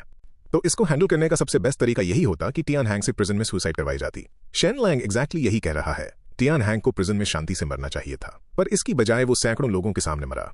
उसकी डेथ उनके देखने के लिए एक प्रॉपर परफॉर्मेंस बनाई गई थी। शेन लैंग फिर पूछता है कि क्या टियान हैंग की बॉडी अभी भी यहीं है। जिन मुलान उसे पर्सनली वहां ले जाती है जहां बॉडी थी, पर जब वो बॉडी स्टोरेज पहुंचते हैं शेन लैंग एक कदम लेट हो चुका था। टियान हैंग की बॉडी जला दी गई थी, जलकर कोयला बन चुकी थी, कंप्लीटली अनरिकॉग्नाइजेबल। पर हमारा बॉय शेन लैंग पैनिक नहीं करता। वो अपनी एक्सरे विजन निकालता है और पूरी बॉडी को स्कैन करता है। सेकंड्स के अंदर उसे उस कॉर्प्स के बारे में कुछ अजीब डिटेक्ट होता है और वो बस एक मेनियक की तरह हंसने लगता है, ये कहते हुए ये तो और भी बढ़िया है और उसको अपने हाथों से मारने में कहीं ज्यादा मजा आएगा। जिन मुलान वहां स्टंट खड़ी थी, ऑब्वियसली समझ रही थी कि शेन लैंग कह रहा है कि टियान हैंग एक्चुअली मरा नहीं है। शेन लैंग उसकी तरफ उस कॉकी एस ग्रिन के साथ मुड़ता है और उससे आज रात एक अच्छा शो देखने चलने को कहता है, पर जिन मुलान उसकी इस इनक्रेडिबली नार्सिसिस्टिक एस हरकतों से पक चुकी थी और बस वहां से निकलने के लिए मुड़ जाती है। शेन लैंग किसी पपी की तरह उसके पीछे भागता है। मीनवाइल मिथिकल टर्टल सिटी के अंदर किसी सीक्रेट रूम में सू कियानशन के हाथों में एक वुडन मास्क है और इस चीज के अंदर स्ट्रेट अप सल्फ्यूरिक एसिड लगा हुआ है। वो उसे टियान हैंग को खुद का फेस डिसफिगर करने के लिए देती है। फ्लैशबैक एक दिन पहले का वो सीक्रेट पैसेज जिसमें टियान हैंग एंटर हुआ था, वो सीधा उसके भाई के रूम तक जाता था। पता चलता है कि उसके भाई को कुछ इंटेलेक्चुअल चैलेंजेस थी और टियान हैंग को बस उसे सुपर हैप्पी करने के लिए कुछ टेस्टी खाना लाना था, इस बात से कंप्लीटली अनअवेयर कि ये उसका आखिरी खाना था। फिर टियान हैंग ने अपने भाई से उसको कुछ मार्शल आर्ट्स मूव दिखाने को कहा। उसका भाई खड़ा हुआ, पोजीशन में आया और कमरे के अंदर पंचेस प्रैक्टिस करने लगा। अचानक उसने अपने बगल वाली दीवार पर एक पंच मारा। इंस्टेंटली एक डीप होल बन गया। टियान हैंग ने उसकी तारीफ की क्योंकि भले ही उसका भाई सिंपल माइंडेड था, पर वो एक straight up martial arts prodigy था। उस बंदे का दिमाग भले ही किसी बच्चे का हो, पर वो दीवारों को ऐसे तोड़ सकता है जैसे वो कागज की बनी हो। फिर टियान हैंग ने अपने भाई को अपने साथ कपड़े उतारने को कहा, जिससे रिवील हुआ कि उनके बॉडी शेप्स बिल्कुल एक जैसे थे। यहां तक कि उनकी बॉडी पर लगे स्कार्स भी परफेक्टली मैच करते थे। ये जानते हुए कि उसके सिंपल माइंडेड भाई को उसकी नकल करना पसंद था, टियान हैंग ने कहा कि वो देखना चाहता है कि वो उसकी कितनी अच्छी नकल कर सकता है। उसके भाई ने तुरंत अपने चेहरे की स्माइल गायब कर दी, एक फूल से एक सिनिस्टर अंडरवर्ल्ड फिगर में ट्रांसफॉर्म हो गया और टियान हैंग से भी ज्यादा टियान हैंग लगने लगा। तो टियान हैंग ने अपने भाई को कुछ स्पेसिफिक फ्रेजेस सिखाए, एग्जैक्ट वही फ्रेजेस जो टियान हैंग ने तब कहे थे जब वो उस पिलर से अपना सिर टकराकर सपोजिटली मरा था। तो जो आकर सच में मरा था वो सिर्फ टियान हैंग का भाई था जो उसकी नकल कर रहा था। असली टियान हैंग अपना अपीयरेंस कंप्लीटली चेंज करने की तैयारी कर रहा था ताकि वो बाद में शेन लैंग से अपना बदला ले सके। जैसे ही टियान हैंग उस सल्फ्यूरिक एसिड वाले मास्क को अपने फेस पर प्रेस करता है, उसकी स्किन इमीडिएटली सिजलिंग शुरू कर देती है, पर ये साइकोपैथ बस हल्के से ट्विच करता है। जिन शियान ये सब होते हुए देख रहा था और इस इंसान के एब्सोल्युटली रूथलेस होने की तारीफ किए बिना नहीं रह पाता। फिर टियान हैंग खड़ा होता है और बाहर जाता है। लू वियान जल्दी समझ जाता है और पूछता है कि क्या वो अपना रिवेंज अभी लेने वाला है। टियान हैंग अपने दांत पीसता है और कहता है कि शेन लैंग ने अपना रिवेंज लेने में वेट नहीं किया, तो आखिर वो क्यों वेट करे? वो चाहता है कि उसके प्यारे पेरेंट्स इस दुनिया से गायब हो जाएं। लू वियान ज्यादा कुछ नहीं कहता, बस टियान हैंग को बिना किसी टेंशन के आगे बढ़ने को कहता है क्योंकि उन्होंने उसके लिए पहले ही एक स्केपगोट प्रिपेयर कर रखा है। तो अपने फेस को मास्क से कंप्लीटली डिसफिगर करने के बाद टियान हैंग शेन लैंग के पेरेंट्स के घर की तरफ बढ़ता है। घर के बाहर पहुंचने पर वो क्राउड में ब्लेंड इन होने के लिए पहले ही अपने बाल चेंज कर चुका था। वो अंदर 3 लोगों की ब्रीदिंग सुन सकता है। कंफर्म करने के बाद एक जेंटल स्लाइस के साथ दरवाजे का लैच साइलेंटली टूट जाता है। शेन लैंग के घर में एंटर करने के बाद टियान हैंग बेड पर 3 लोगों को देखता है और ये आदमी बस एक ही चीज सोच रहा था कि वो चाहता है शेन लैंग पूरी जिंदगी उसका दुश्मन बनने पर रिग्रेट करे। उसके बाद टियान हैंग बेडरूम में जाता है और एब्सोल्युटली फियरल हो जाता है। शेन लैंग की मां और उसके डैड को स्लैश करना शुरू करता है और फिर जब वो छोटे भाई के पास पहुंचता है वो सोचता है ना सोड काफी जल्दी है, और एक्चुअली चाकू मारने से पहले बच्चे की टांगे तोड़ने के लिए एक स्टिक उठा लेता है और ये दिखाने के लिए कि वो कितना गिर चुका है वो हंसने लगता है, अपने आप में जेन्युइनली कैकलिंग लगता है। और तभी दरवाजा खुलता है। शेन लैंग अंदर आता है। टियान हैंग जरा भी हेजिटेट नहीं करता, वो चाकू पकड़ता है और अपना काम खत्म करने जाता है। अभी भी सॉन्ग होने का नाटक कर रहा था, तो हमारे बॉय ने उसे अपना नाटक बंद करने को कहा क्योंकि वो पहले से जानता है कि जो डेड बॉडी उन्हें मिली थी वो उसकी नहीं थी। शेन लैंग पहले ही फिगर आउट कर चुका है कि क्या हुआ था। टियान हैंग ने अपने ही भाई को बॉडी डबल की तरह यूज किया, उसे अपनी जगह मरने भेज दिया बिना एक सेकंड सोचे। शेन लैंग उसकी आंखों में देखता है और बेसिकली कहता है, तुम जेन्युइनली उन सबसे बुरे लोगों में से एक हो जिनसे मैं आज तक मिला हूं। और शेन लैंग को यह कैसे पता चला? सुई, जो सुई टियान हैंग की बॉडी के अंदर थी, वो सालों के यूज से मुड़ी हुई थी। जो कॉर्प्स में मिली वो परफेक्टली स्ट्रेट थी। बस यही था, और टियान हैंग इंटरनली चिल्ला रहा था। फिर शेन लैंग बोलता है, इसे अंदर लाओ, और वो लोग दरवाजा धक्का देकर आते हैं। ये एब्सोल्युटली हॉरिफाइंग नजारा था। ये सॉन्ग ये था जिसका फेस सल्फ्यूरिक एसिड से पिघल चुका था। शेन लैंग टियान हैंग की तरफ मुड़ता है और बस बोलता है, तो तुम्हारा स्केपगोट तो गया, अब क्या? और टियान हैंग उसकी दाद देनी पड़ेगी। अब झूठ बोलने की कोशिश भी नहीं करता, वो बस वापस हंसने लगता है और कहता है, कोई फर्क नहीं पड़ता, जिनसे तुम प्यार करते हो वो सब मर चुके हैं। मैंने आज रात उन सबको मार दिया और तुम घंटा कुछ नहीं कर पाए। कैसा लग रहा है शेन लैंग? क्या दर्द हो रहा है? शेन लैंग का रिस्पॉन्स, वो एक टॉर्च उठाता है और उसे रूम में फेंक देता है। तुम खुद क्यों नहीं देख लेते कि तुमने एक्चुअली किसको मारा है? टियान हैंग टॉर्च को होल्ड करता है, बॉडीज को देखता है और एब्सोल्युटली स्टन रह जाता है क्योंकि उस रूम में जो लोग थे वो शेन लैंग की फैमिली नहीं थी, वो टियान हैंग की खुद की पत्नी थी। उसका बटलर, उसका बेटा मैन, उसने अपनी ही फैमिली का मर्डर कर दिया और पिछले 10 मिनट इस बात पर ग्लोट करने में निकाल दिए। शेन लैंग बस वहां खड़ा बोलता है, या उन्हें तो ये मिलना ही था, सालों तक तुम्हारे बिहाफ पर ईविल करते रहे, कर्मा ऐसा ही फनी होता है। अब टियान हैंग फ्यूरियस है, वो शेन लैंग की तरफ चार्ज करने ही वाला था और अपने पैरों पर मरना चाहता था जब ही वो कुछ नोटिस करता है। शेन लैंग के बगल में एक औरत खड़ी थी, जेंटल लुकिंग, सॉफ्ट, एक बच्चे को पकड़े हुए, और Tian hang completely short circuit हो जाता है। देखो, टियान हैंग की बात ऐसी है, उसकी एक्चुअल पत्नी ने उससे पैसे के लिए शादी की थी और वो ये जानता था और उसे इसकी कोई परवाह नहीं थी। उसके ऑफिशियल बेटे के होने से भी उसे फर्क नहीं पड़ता था, पर ये औरत, ये शांत, काइंड औरत और उसका बच्चा, ये इकलौती चीज थी जिसकी टियान हैंग इस दुनिया में एक्चुअली फिक्र करता था। उसकी इलेजिटिमेट फैमिली, वो लोग जिनके बारे में किसी को पता नहीं था, और शेन लैंग ने उन्हें ढूंढ निकाला। उसकी दाद देनी पड़ेगी। शेन लैंग उन्हें एज अ थ्रेट यूज नहीं कर रहा है। वो स्ट्रेट अप टियान हैंग से कहता है, मैं तुम्हारी तरह नहीं हूं, मैं इनोसेंट लोगों को हर्ट नहीं पहुंचाता, मैं बस ये चाहता हूं कि तुम्हें पता चले कि तुम्हारे पास जीरो लेवरेज है और जीरो ऑप्शंस है, जो ऑनेस्टली टियान हैंग के लिए इसको और भी ज्यादा बुरा बना देता है क्योंकि अब लड़ने के लिए कुछ नहीं बचा और भागने की कोई जगह नहीं बची। तो टियान हैंग वही करता है जो वो कर सकता है, वो अपने फेस से मेल्टेड स्किन नोच निकालता है और कहता है कि उसने सुना है कि जिन मुलान एक इनक्रेडिबल फाइटर है, वो इस बात को पर्सनली टेस्ट करना चाहेगा और उसे एक मैच के लिए चैलेंज करता है। जिन मुलान बिना फ्लिंच किए मान जाती है। फिर वो दोनों मैच के लिए बाहर आते हैं। टियान हैंग चार्ज करता है, तलवार बाहर निकालता है फुल पावर के साथ, ऐसे चिल्लाते हुए जैसे वो पूरी दुनिया खत्म करने वाला हो। जिन मुलान एक स्टेप लेती है, साइड में ग्लाइड करती है, और जब तक टियान हैंग को रियलाइज होता है कि उसने अभी एम्प्टी एयर में वार किया है, उसकी चेस्ट के आर पार एक स्वॉर्ड का घाव हो चुका होता है। टियान हैंग अब जमीन पर है, खून बह रहा है और अपने फाइनल मोमेंट्स में वो एक्चुअली थोड़ा रिफ्लेक्टिव करने लगता है। वो सोचता है कि जब वो और उसका भाई बच्चे थे, किसी ओल्ड एस्कॉर्ट मास्टर ने उन्हें शरण दी थी, ठिठुरती ठंड में ट्रेनिंग करते थे और अपनी फॉर्म्स गलत करने पर सजा पाते थे। सोचता है कि कैसे उन्होंने एक खजाने के डब्बे के पीछे वो सब छोड़ दिया, कैसे एक डिसीजन ने उन्हें फ्यूजिटिव्स बना दिया और इस पूरी चेन रिएक्शन को शुरू कर दिया। उसे इस बात का रिग्रेट भी नहीं है, वो बस थोड़ा सैड है। और दोस्तों, आपको लग रहा होगा कि यही दी एंड है, पर नहीं, क्योंकि जैसे ही ये बास्टर्ड पीसफुली आफ्टर लाइफ में ड्रिफ्ट करने वाला होता है, शेन लैंग नीचे बैठता है और उसे अंडरस्कोर मारना शुरू कर देता है। वो कहता है, हे तुम्हें मारने के लिए मुझे बहुत परेशानी उठानी पड़ी है। जाने से पहले तुम पर मेरा कुछ उधार बाकी है। टियान हैंग को मुश्किल से यकीन हो रहा था कि उसके साथ ये सब हो रहा है, पर क्या हमारे बॉय को परवाह है? ना। वो थप्पड़ मारना जारी रखता है, ये कहते हुए कि कैसे उसने टियान हैंग के बेटे को ढूंढने के लिए हेल का सामना किया। टियान हैंग ने कुछ छल कपट ट्राई किया था, पर वो उस बच्चे की देखभाल करने और उसे पालने के लिए तैयार है, राइट? बस शर्त यह है कि टियान हैंग मरने से पहले उसे कुछ यूजफुल देकर जाए। टियान हैंग उसे दुनिया भर की गालियां देता है, पर फिर धीरे धीरे वो उसे बताता है कि स्नो व्हाइट विला में एक सेलर है, लॉर्ड लू का सीक्रेट स्टैश वहीं दफन है। शेन लैंग हाँ में सिर हिलाता है, फिर उसे दोबारा एक थप्पड़ मारता है। बस इतना ही? लू के क्राइम्स के एविडेंस का क्या? मरते हुए टियान हैंग में किसी तरह इरिटेट होने की एनर्जी आ जाती है। वो ऑफिशियल्स मछली की तरह फिसलने वाले होते हैं। तुम्हें लगता है कि उनमें से किसी ने भी मुझे फंसाने वाले पेपर्स मेरे हाथ लगने दिए होंगे? शेन लैंग इस बारे में सोचता है और टियान हैंग को सिर पर ऐसे थपथपाता है जैसे कोई डिसअपॉइंटेड टीचर हो और कहता है, ऑलराइट, मुझे देने के लिए और कुछ नहीं बचा। कूल, अब तुम मर सकते हो। टियान हैंग इस आखिरी विदाई से इतना इनरेज्ड होता है कि वो एक्चुअली खड़े होने और गालियां देने की कोशिश करता है। वो आखिरी बार चिल्लाता है और सेंटेंस के बीच में ही मर जाता है। शेन लैंग उसका सिर कटवाता है, एक बॉक्स में पैक करवाता है और लू को शिप कर देता है। फिर वो जिन मुलान की तरफ मुड़ता है और बोलता है, तो स्नो व्हाइट विला, चलो चलकर दौलत इकट्ठी करते हैं। फिर सीन शिफ्ट होता है और हम विला पर हैं। वो वहां पहुंचते हैं और देखते हैं कि वहां गोल्ड कॉइन्स से भरे हुए चेस्ट्स के ढेर लगे हैं। शेन लैंग ये सब देखता है और बोलता है, लू ने 3 साल तक एम्बेजलमेंट किया और वो बस इतना ही इकट्ठा कर पाया। Disappointing, like absolutely disappointing. जिन मुलान एक्सप्लेन करती है कि इसका ज्यादातर हिस्सा ऊपर ट्रिब्यूट के रूप में चला गया। ये लिटरली उस आदमी के पूरे करप्ट करियर का बच्चा खुचा कचरा है। शेन लैंग इस बात को प्रोसेस करता है और बोलता है, तो हमने अभी एक करप्ट ऑफिशियल का रिटायरमेंट फंड लूटा है, हालांकि ये कुछ खास नहीं है। जिन मुलान अभी भी खुश है क्योंकि इससे फैमिली के फाइनेंसेस में हेल्प मिलेगी। ये सुनकर हमारा बॉय बोलता है, डार्लिंग, क्या हमारे पास सच में पैसे की कमी है?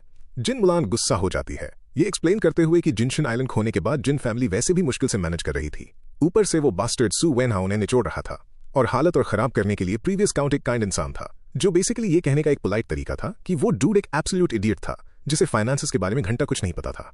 और इसके नतीजे में वो अपने पीछे कर्जे का एक पहाड़ छोड़ गया और जिन मुलान के फादर तब से चुपचाप उसे चुका रहे हैं। वापस प्रेजेंट में शेन लैंग के फेस पर वो मिस्चिफ लुक था। आपको पता है, वो लुक जिसका मतलब है कि वो कुछ ईविल पका रहा है और जिन मुलान पहले से ही जानती है और पहले से ही थक चुकी है। कट टू इडियट के घर पर और ये बास्टर्ड टियान हैंग से गुड न्यूज सुनने का वेट कर रहा था। ठीक तभी एक सर्वेंट हाथ में एक बॉक्स लेकर आता है और लू को बताता है कि टियान हैंग ने ये भेजा है। लू, जो पहले से ही एंटिसिपेट कर रहा था कि आगे क्या आने वाला है, उन्हें इसे खोलने का ऑर्डर देता है और उसमें वो गिफ्ट है जो शेन लैंग ने उसके लिए भेजा था, टियान हैंग का कटा हुआ सिर। इससे पहले कि वो इसको प्रोसेस पाता, एक और सर्वेंट भागते हुए रिपोर्ट करने आता है कि स्नो व्हाइट विला का सारा गोल्ड चोरी हो गया है। लू को देखकर लग रहा था जैसे उसकी रूह ही बॉडी छोड़ने वाली हो। फिर वो उसे एक नोट थमाते हैं।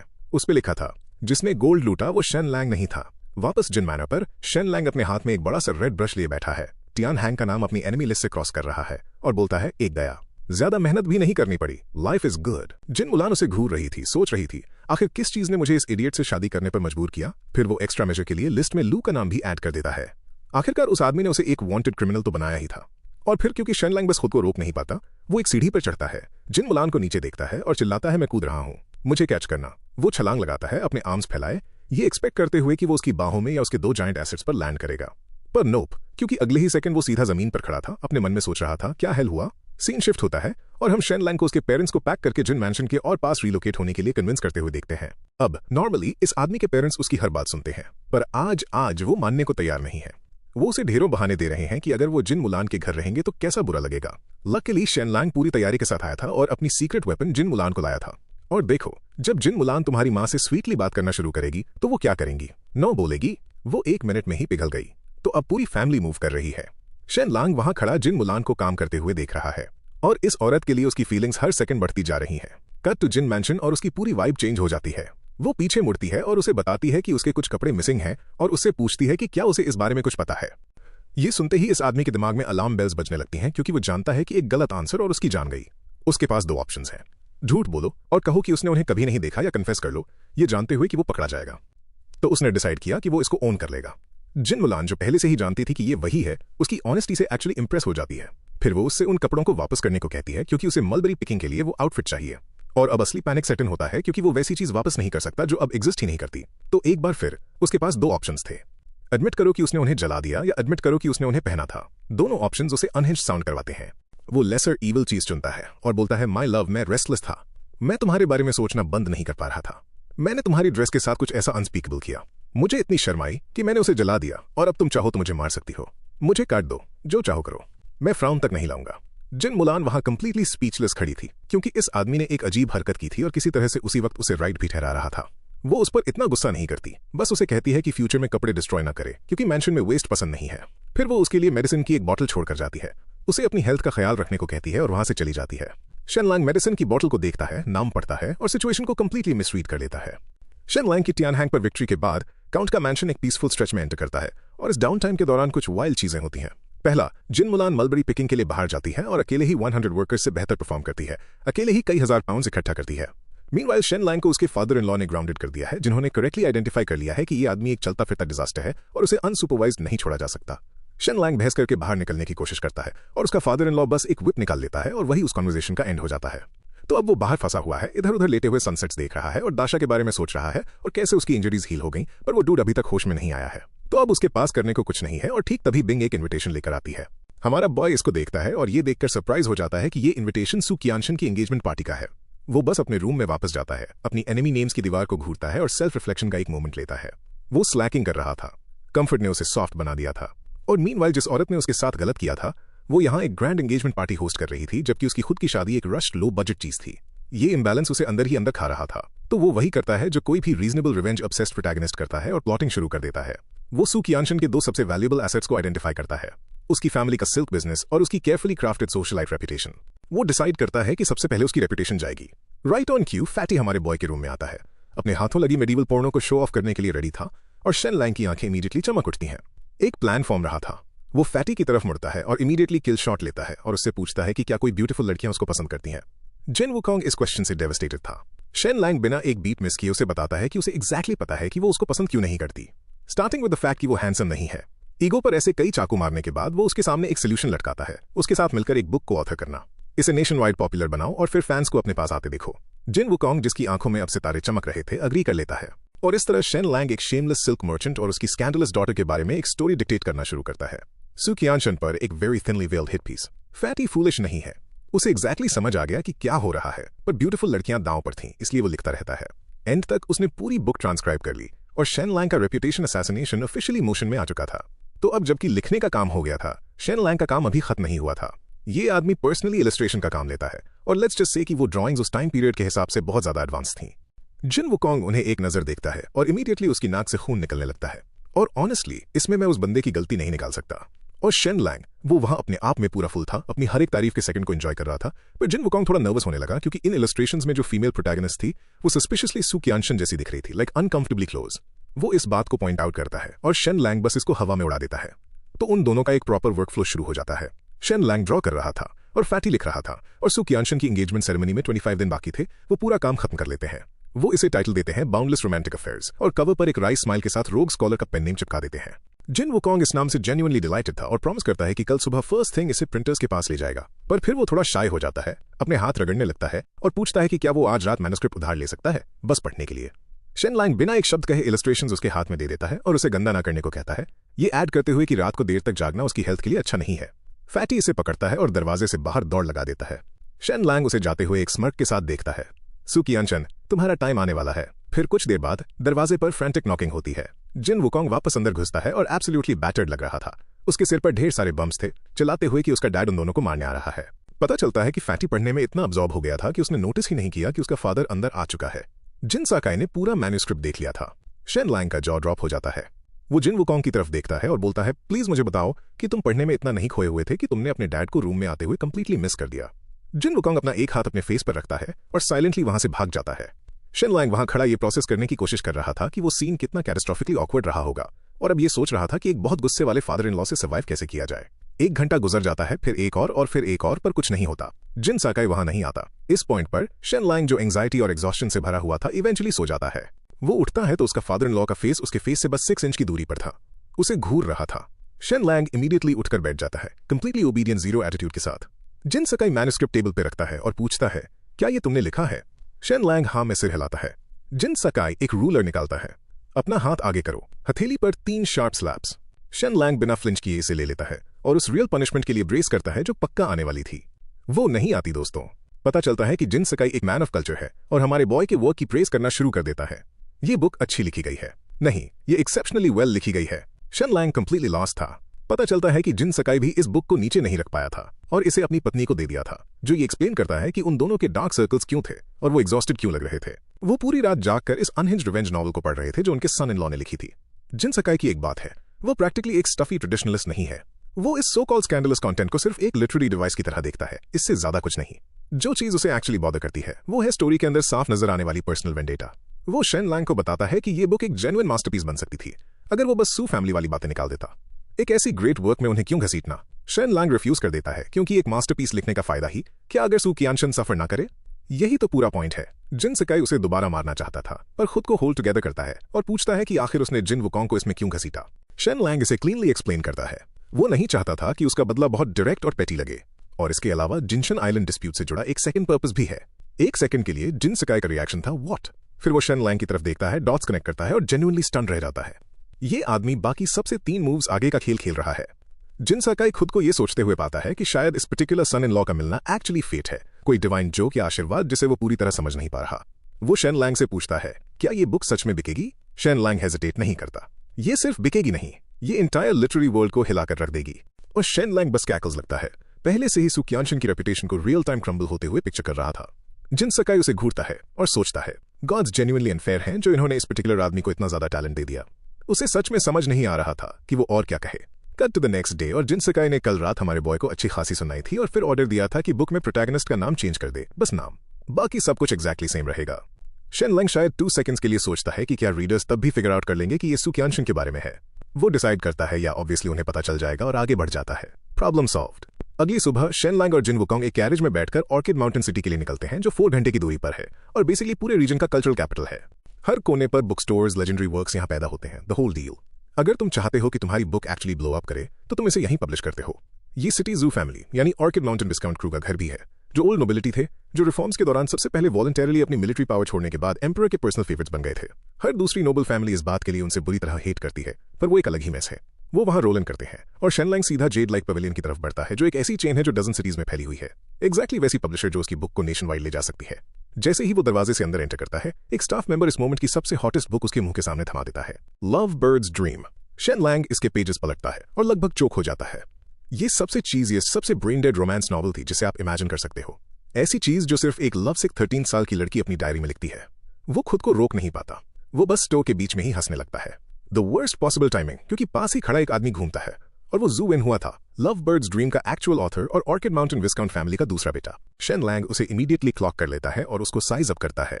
और ऑनेस्टली ये आदमी बेसिकली सू कियानशन का मेल वर्जन है। एक सेकंड सन होने के नाते टाइटल इनहेरिट नहीं कर सकता, तो उसने अपना खुद का कम अप बनाया। 16 की उम्र में इंपीरियल एग्जाम्स पास किए, एक बेस्ट सेलिंग ऑथर बना, औरतों का एक मैसिव फैन बेस बनाया जो उस पर मर मिटने को तैयार रहती हैं, और अब वो सारी क्लाउड को यूज करके झांग चिन्हुआ को चेस कर रहा है, जो मिथिकल टर्टल सिटी की सबसे सेलिब्रेटेड वुमन है, एक फुल ऑन सोशल क्लाइंबर जो एक एक्सट्रीमली पॉलिश्ड ऑपरेशन चला रहा है। और उसकी फैमिली अब एम्परर का लैब डॉग है, जो उन्हें डायरेक्टली मिथिकल टर्टल काउंट के पूरे सर्कल के खिलाफ खड़ा करता है। शेन लैंग की इस आदमी के लिए डिसलाइक इंस्टेंट थी और कंप्लीटली म्यूचुअल थी। वो इसमें स्लिक बनने की कोशिश भी नहीं करता। वो बस बुक के टाइटल को देखता है और बोलता है, मुझे नहीं पता ये क्या है, पर इस टाइटल में कुछ ऐसा है जिसे देखकर मुझे हंसी आ रही है। जू वेनहुआ बेरली अपने गुस्से को कंट्रोल कर रहा था और पूछता है कि आखिर ये इंसान है कौन। इससे पहले कि शेन लैंग अपना मुंह खोलता, जिन वुकोंग लाउडली दोनों के नाम अनाउंस कर देता है। जैसे ही जू वेनहुआ उन्हें सुनता है, उसका पूरा एक्सप्रेशन शिफ्ट हो जाता है। वो झांग चिन्हुआ की नजरों में पॉइंट स्कोर करने का तरीका ढूंढ रहा था और इन 2 इडियट्स ने अंदर आकर ये अपॉर्चुनिटी गिफ्ट रैप करके दे दी, तो वो उन पे भारी पड़ता है। उन्हें उनकी नोबल फैमिलीज के ट्विन डिसग्रेसेस बुलाता है और शेन लैंग का मजाक उड़ाता है। उसे एक वेन अनएजुकेटेड प्रिटी बॉय बुलाता है, जिसके साथ जिन मुलान इसलिए सेट हुई क्योंकि उसके पास लिटरली कोई और ऑप्शंस नहीं थे। शेन लैंग का रिस्पॉन्स, वो बस अग्री कर लेता है, completely dead fan. Yup, uneducated pretty boy जो एक हार्ड वर्किंग औरत के पैसों पर जी रहा है, वो मैं हूं। फिर वो मुड़ता है और अपना मैन्युस्क्रिप्ट शॉपकीपर को थमा देता है, उसे देखने और अपना ऑनेस्ट ओपिनियन देने को कहता है।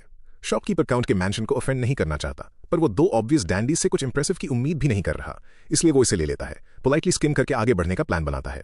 वो आगे नहीं बढ़ता, वो जितना पढ़ता है उसका फेस उतना ही बदलता है। राइटिंग, साइकोलॉजिकल डेप्थ, जिस तरह से ये ह्यूमन नेचर को काटती है और सोसाइटी को टीयर अपार्ट करती है। इसके लिटरेरी रेफरेंसेज ये ऐसी चीजें हैं जिसे एस्टैब्लिश्ड सेलिब्रेटेड ऑथर्स भी प्रॉपर्ली नहीं कर पाते। शॉपकीपर जेन्युइनली स्टन्ड था और फिर वो इसे एनीवे रिजेक्ट कर देता है क्योंकि जू वेनहुआ उसे साइड में ले जाता है और ये क्रिस्टल क्लियर कर देता है, उस बुक को पब्लिश करो और लव बर्ड्स ड्रीम तुम्हारे शेल्फ से हमेशा के लिए चली जाएगी। शॉपकीपर एक ऐसी मास्टरपीस के बीच फंसा था जिसे वो डिनाई नहीं कर सकता और एक ऐसे फैन बेस के बीच जिसे लूज वो एब्सोल्युटली अफोर्ड नहीं कर सकता। वो बिजनेस कॉल लेता है, माफी मांगता है और शेन लैंग को कहीं और ट्राई करने को कहता है। हमारा बॉय इस रिजेक्शन को ऐसे लेता है जैसे कुछ हुआ ही ना हो। जिन वुकोंग दूसरी तरफ शॉपकीपर को कॉलर से पकड़ लेता है और किसी क्राइम को कमिट करने के लिए रेडी लग रहा था। शेन लैंग को फिजिकली उसे पीछे खींचना पड़ता है क्योंकि ऑनेस्टली उसके पास पहले से ही एक प्लान है और उसमें शेल्फ स्पेस के लिए पोलाइटली पूछना कभी शामिल नहीं था। पूरा स्ट्रैटेजी हमेशा से इतनी तेजी से और इतनी जोर से ब्लो अप करने का था कि वो ऊपर जाते वक्त देश के हर सेलिब्रेटेड ऑथर के ऊपर से गुजर जाए। जू वेनहुआ ने खुद पहला स्टेपिंग स्टोन बनने के लिए वॉलंटियर किया था। प्रॉब्लम यह है कि जू वेनहुआ की रीच एक्सपेक्टेशन से कहीं ज्यादा है। जब तक वो ऑर्किड माउंटेन सिटी के हर मेजर बुक स्टोर पर गए, हर सिंगल दरवाजा शट था। उसकी इन्फ्लुएंस ने उन सबको लॉकडाउन कर दिया था। शेन लैंग अपनी पलकें भी नहीं झपकता। वो जिन वुकोंग को एक साइड स्ट्रीट से एक tiny beat up little book store में ले जाता है जिसका ओनर डेंग शन नाम का कोई आदमी था। अब ये आदमी डेंग शन एक जेन्युइन कल्चर और टेस्ट वाला इंसान है। वो एक्चुअली बैठता है, मैन्यूस्क्रिप्ट ओपन करता है और उसे पढ़ता है और कुछ ही मिनट्स के अंदर ये आदमी फुली गॉन था। शेन लैंग की स्टोरी में कंप्लीटली लॉस्ट था, बस अपने छोटे से बुक स्टोर में वाइब कर रहा था। जब शेन लैंग उसे बताता है कि वो इसे पब्लिश करना चाहता है, डेंग शन वही करता है जो बाकी सबने किया था। उसका जबड़ा ड्रॉप हो जाता है और वो इसे बॉर्डरलाइन मिरेकुलस डिक्लेयर करता है, स्पेशली उन इलस्ट्रेशंस के साथ। जिन वुकोंग आगे झुकता है और सीधे पॉइंट पर आता है, तो तुम इसे पब्लिश कर रहे हो या नहीं? डेंग शन कहता है यस। इससे पहले कि सेंटेंस फिनिश होता, जिन वुकोंग उसकी तरफ आंखें सिकोड़ कर देखता है। ब्रो, तुमने मुश्किल से 4 पेजेस स्किम किए हैं और तुम उसके बेस पर इसे मास्टरपीस बोल रहे हो। और डेंग शन उसकी तरफ एक ऐसे आदमी के काम लुक के साथ देखता है जिसने 10,000 बुक्स पढ़ी हैं और अब इस बारे में आर्ग्यू नहीं करना चाहता। कुछ सेक्शंस डिफरेंटली हिट करते हैं, ज्यादातर बुक्स तुम्हें कुछ फील नहीं करवाती। इसने किया वही एक मास्टरपीस होता है। तो जिन वुकोंग एक ऑब्वियस क्वेश्चन पूछता है, क्या वो जू वेनहुआ के पूरे कैंप द्वारा ब्लैकलिस्ट होने से नहीं डरता? डेंग शन बस उसे घूरता है। क्या एक आदमी जो कल्चर का स्टफ बेचता है उसे किसी बॉयकॉट से डरना चाहिए? जिन वुकोंग की आंखें फुल सॉसर जैसी बड़ी हो जाती हैं। तुम क्या बेचते हो? शेन लैंग को स्टेप इन करना पड़ता है और ऑनर्स करवाना पड़ता है। इस आदमी को अंडर एस्टिमेट मत करो। डेंग शन 20 सिटीज में फैले हुए एक डिस्ट्रीब्यूशन नेटवर्क को चलाता है जो 4 या 5 प्रोविंसेस को कवर करता है। वो जेड लाइक पवेलियन से बड़ा है। वो इन चैनल्स के थ्रू सीरियस वॉल्यूम मूव कर रहा है। जिन फैंसी बुक स्टोर्स के बारे में तुम्हें लगता है कि उन्हें इसका पता भी नहीं होगा, ये आदमी एक इंडस्ट्रियल स्केल पर इरोटिका बेचता है। वो जू वेनहुआ से नहीं डरता। डेंग शन कॉन्फिडेंटली कहता है कि वो 3000 से ज्यादा कॉपीज निकाल सकता है, पर हमारा बॉय उस नंबर से खुश नहीं है। उसे और चाहिए। प्लस उसकी एक स्पेसिफिक रिक्वेस्ट है। वो चाहता है कि ये बुक एग्जैक्टली उसी दिन ड्रॉप हो जिस दिन लव बर्ड्स ड्रीम का नेक्स्ट वॉल्यूम आने वाला है, और फिर वो उसे दफन करना चाहता है। डेंग शन थोड़ा पसीना छोड़ने लगता है। लव बर्ड्स ड्रीम के पहले वॉल्यूम की 4600 कॉपीज बिकी थी, एक जेन्युइन ब्लॉकबस्टर। मेरा खुद का बेस्ट रिंग पैलेस एल्बम 2700 पर टॉप आउट हो गया था। और शेन लैंग की बुक एक्चुअल लिटरेचर है, जिसका मतलब है कि उसके यूजुअल कस्टमर्स जो यहाँ लिटरेचर पढ़ने बिल्कुल नहीं आते शायद इसे उठाएंगे भी नहीं। ये एक रियल प्रॉब्लम है। शेन लैंग पूछता है कि लव बर्ड्स ड्रीम की नेक्स्ट वॉल्यूम कितनी कॉपीज बिकेगी? डेंग शन गेस करता है 5, शायद 6000। शेन लैंग बस स्कॉफ्स, बस यही सीलिंग तुम इमेजिन रहे हो। उसका गोल बुक्स के हर रिकॉर्ड को शैटर करना है, तो वो डेंग शन के साथ डील करता है। 3000 प्रिंट करो, प्रमोशन पर एब्सोल्युटली ऑल इन जाओ, और अगर सेल्स 3000 से कम रह जाती हैं तो शेन लैंग पर्सनली उस गैप को कवर करेगा, पर अगर ये 3000 एक्सीड कर जाती है तो डेंग शन उसको प्रॉफिट्स का 20% देगा। अब जबकि डील फाइनल हो चुकी थी, शेन लैंग ने डेंग शन को बताया कि उसके पास बुक को लेकर कुछ और आइडियाज हैं और वो एक नया कैरेक्टर ऐड करना चाहता है जिसकी बैक स्टोरी बेसिकली जू वेनहुआ की लाइफ की एकदम 1-to-1 कॉपी है। जिन वुकोंग नई इलस्ट्रेशंस को देखता है, एकदम शांत हो जाता है और अपने दिमाग में जू वेनहुआ के लिए एक स्लो सॉलम ड्रिंक पोर करता है, क्योंकि अगर ये बुक पॉप ऑफ होती है तो वो एक लाफिंग स्टॉक बन जाएगा। शेन लैंग डेंग शन की तरफ देखता है और हाफ जेन्युइनली पूछता है, क्या ये थोड़ा ज्यादा नहीं हो गया? क्या इससे तुम्हें प्रॉब्लम्स होंगी? डेंग शन इसे हवा में उड़ा देता है और शेन लैंग समझ जाता है कि इस बंदे को जो भी बैक कर रहा है वो जरूर कोई सीरियस इंसान होगा, क्योंकि कोई ऐसी हीट को ऐसे ही श्रग ऑफ नहीं करता जब तक उसके पीछे कुछ बहुत बड़ा न खड़ा हो। घर वापस आकर शेन लैंग प्रमोशनल पोस्टर्स पर फुल मैड साइंटिस्ट मोड में चला जाता है। जिन वुकोंग घूमता हुआ अंदर आता है, एक नजर देखता है और तुरंत उस विजन में सक लिया जाता है, फुली इन्वेस्टेड, फुली स्ट्रेस्ड। कुछ दिन गुजर जाते हैं और आप फिजिकली देख सकते थे कि इसका जिन वुकोंग पर क्या टोल पड़ रहा था। ये आदमी इस चीज को एक साथ आते देखने की एंजाइटी और एक्साइटमेंट से ही विजिबली अपना वेट लूज कर चुका था। जब शेन लैंग आखिरकार आखिरी पोस्टर फिनिश करता है, जिन वुकोंग कंप्लीटली ब्लैंक हो जाता है, बस खाली। एक ऐसे आदमी का एक्सप्रेशन जिसने कुछ ऐसा विटनेस किया हो जिसे वो कभी अनसी नहीं कर सकता और अभी तक उसे प्रोसेस नहीं कर पाया है। शेन लैंग उसको सिर से पकड़ता है। मोटे, अपने शब्दों का इस्तेमाल कर। ठीक उसी वक्त जिन मुलान अंदर आती है और पूछती है कि ये दोनों आखिर कर क्या रहे हैं। फिर उसकी नजर पोस्टर पर पड़ती है। उसका फेस शिफ्ट हो जाता है। तो मेरे पति का इन चीजों में इंटरेस्ट है। शेन लैंग तुरंत खुद को एक्सप्लेन करने की कोशिश में हकलाने लगता है। मीनवाइल डेंग शन एब्सोल्यूट वॉर टाइम बिहेवियर में था, हर रिसोर्स को मोबिलाइज कर रहा था, फुल सेंड जा रहा था, लेटेस्ट इन फिटिंग मेथड का यूज कर रहा था ताकि सब कुछ ठीक टाइम पर रेडी हो सके। 15 दिन बाद लॉन्च डे आ जाता है। शेन लैंग और जिन वुकोंग की बाउंडलेस रोमांटिक अफेयर्स और जू वेनहुआ की लव बर्ड्स ड्रीम का नेक्स्ट वॉल्यूम ठीक उसी सुबह स्ट्रीट्स में उतर आते हैं। सिटी की हर यंग औरत लव बर्ड्स ड्रीम के लिए बुक स्टोर्स पर टूट पड़ती है। जू वेनहुआ के लिए एब्सोल्युटली पागल हो रही होती हैं, उसका नाम गा रही होती हैं, और वो बस वहां खड़ा ये सब सोक इन कर रहा था, अपनी खुद की ग्रेटनेस के नशे में चूर था।